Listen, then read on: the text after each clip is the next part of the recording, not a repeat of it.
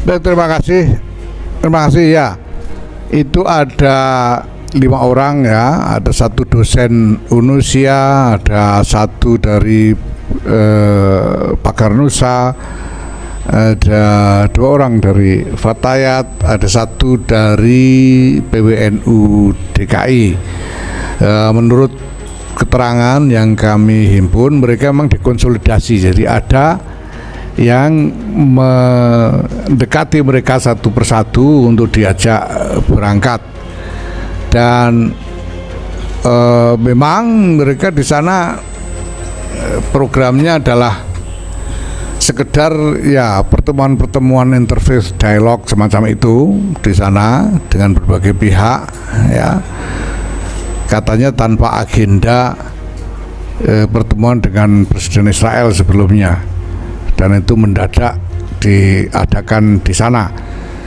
Nah, saya kira ini karena masalah ketidaktahuan ya, ketidaktahuan teman-teman ini tentang konstelasi peta dan lain sebagainya, karena ya mungkin karena belum cukup umur atau bagaimana ya, sehingga ya, jadi ya hasilnya tidak seperti yang diharapkan. Ini sebetulnya akibat dari tidak sensitifnya pihak-pihak yang mencoba melakukan approach, dan ini banyak sekali, akan banyak sekali yang akan berupaya untuk menyeret NU ke berbagai agenda politik internasional. Itu akan banyak sekali, dan ini sudah kita perhitungkan sejak awal, maka kita menyusun satu set aturan yang bisa mencegah ini. Maka kepada semua kader dan warga juga kita minta untuk berhati-hati dalam soal ini ya.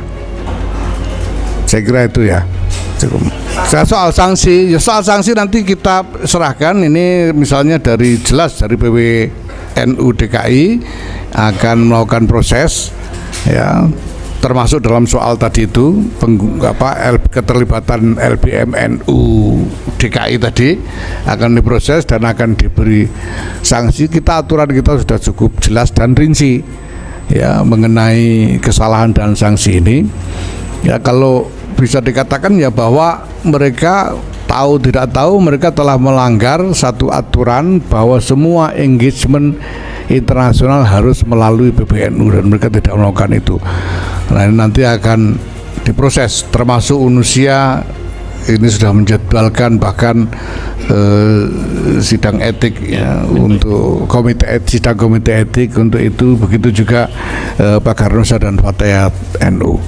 Tapi ala kulli hal gitu ya, apapun yang terjadi, saya sebagai ketua umum PBNU saya mohon maaf atas kesalahan yang dibuat oleh teman-teman NU ini, dan ya saya juga memohonkan maaf untuk mereka kepada masyarakat luas ya. Mudah-mudahan bersedia memaafkan dan mudah-mudahan tidak terulang kembali. Baik, pertama kalau dari segi status memang kurang lebih sama. Dari segi status ya, kurang lebih sama. Saya juga ke Israel atas nama pribadi, dan saya mempertanggungjawabkannya secara pribadi ya. Dan saya juga, kalau saya waktu saya ke sana, saya tidak pernah menyebut-nyebut NU, tidak pernah ya, kecuali Gus Dur yang saya katakan sebagai guru saya ya, dan inspirator saya ya. Tapi segala sesuatunya saya bertanggungjawabkan secara pribadi ya. Nah, memang ada perbedaan-perbedaan. Misalnya bahwa pertama, Gus Dur sebelum melakukan engagement ke Israel, beliau melakukan konsolidasi terlebih dahulu.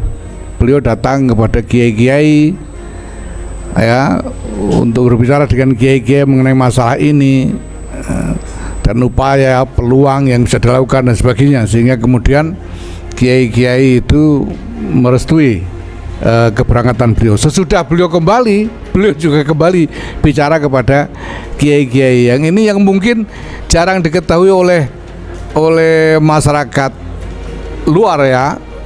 Sampai-sampai pada waktu itu ketika ribut sedemikian rupa, misalnya Bang Fahri Ali waktu saya ingat betul menulis di Panji Masyarakat ya menjelang muktamar ke-28 di Jogja tahun 89, beliau menulis bahwa Gus Dur sudah habis gitu. Karena di masyarakat ributnya seolah-olah Gus Dur ini menghabis. Padahal Gus Dur itu udah selesai dengan kiai-kiai gitu. Kiai-kiai udah semuanya sudah mengerti, sudah memahami gitu.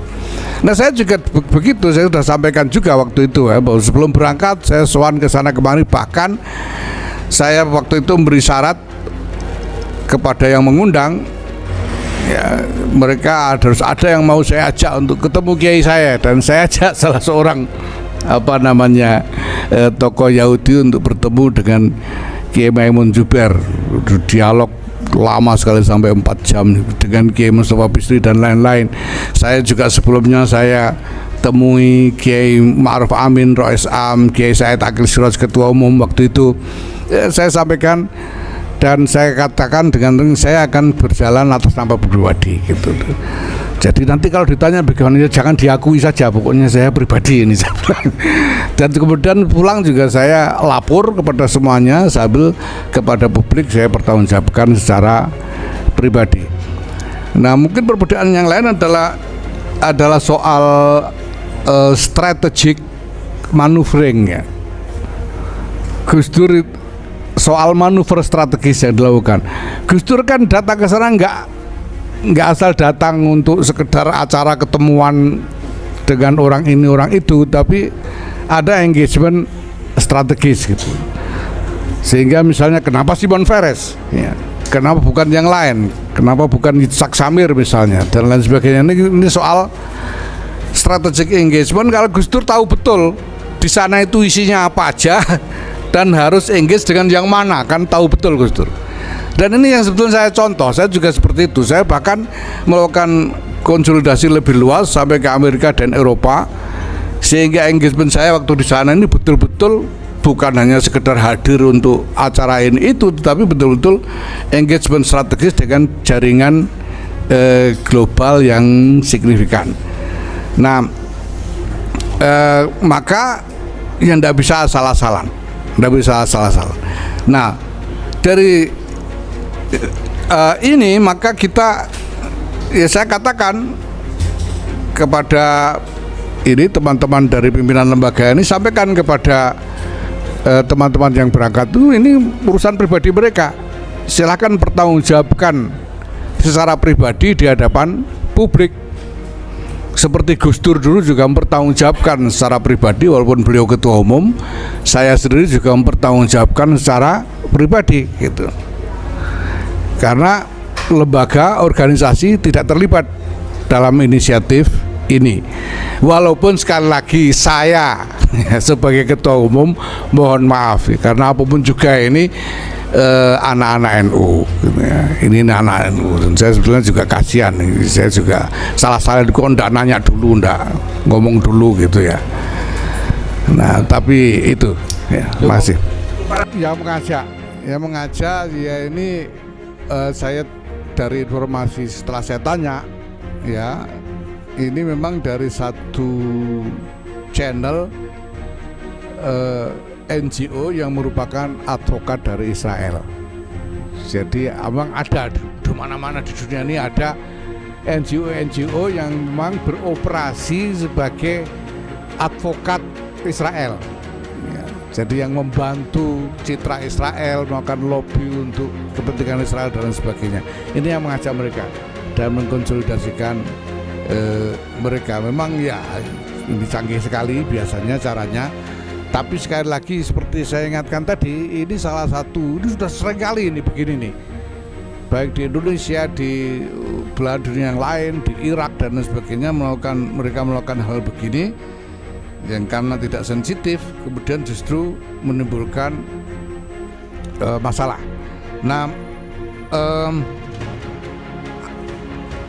saya mungkin saja mereka tadinya dari entitas-entitas lobbyis Israel ini berharap ini anak-anak ini bisa membantu Israel ya, untuk menyebarkan apalah gitu ya, artikulasi-artikulasi yang sesuai dengan kepentingan Israel. Tapi kenyataannya memangnya sekarang bisa mereka sudah tidak mungkin lagi melakukan itu sudah.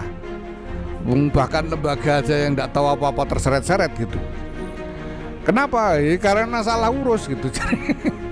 Jadi ini karena salah urus, tidak benar caranya gitu.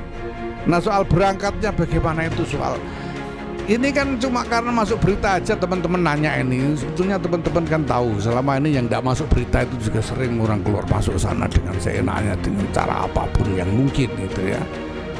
Ya jadi soal visa dan lain-lain itu saya kira itu udah biasa. Itu biasanya mereka ya jelas bahwa visanya tidak didapat dari Indonesia karena nggak ada perwakilan Israel di sini ya, tapi itu bisa saja diatur ya.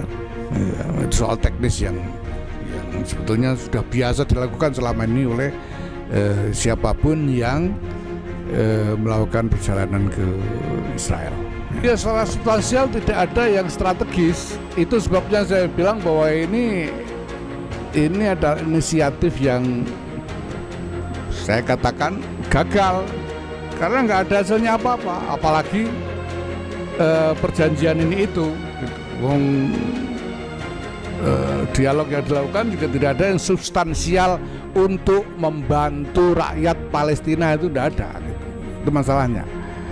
Nah sehingga ya karena apa, yang di-engage juga mereka tidak tahu ini mana yang bisa produktif untuk membantu rakyat Palestina, yang mana yang nggak tahu gitu ya. Nah sementara kalau kita punya pengetahuan yang cukup, punya pertimbangan yang cukup, punya kalkulasi strategis yang cukup, kita bisa melakukan engagement yang sungguh-sungguh